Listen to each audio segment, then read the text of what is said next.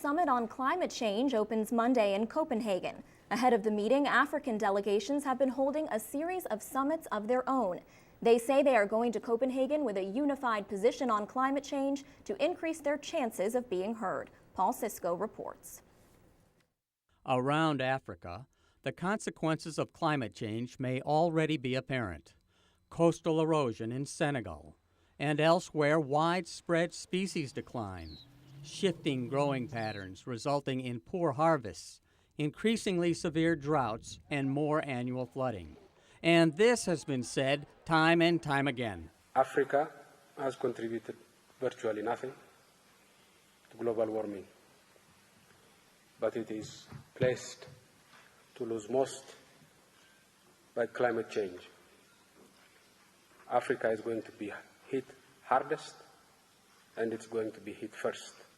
African ministers gathered in Addis Ababa last month, agreeing on a negotiating stance in Copenhagen. The African Union, in its two previous summits, made a historic decision to engage actively in climate change negotiations and to do so on the basis of a common position and one negotiating team. Ethiopian Prime Minister Meles Zenawi is representing 52 African nations at the UN talks. The key point for Africa is adaptation. That is compensation for the damage caused by the developed countries to the prospects of growth in Africa and other poor countries.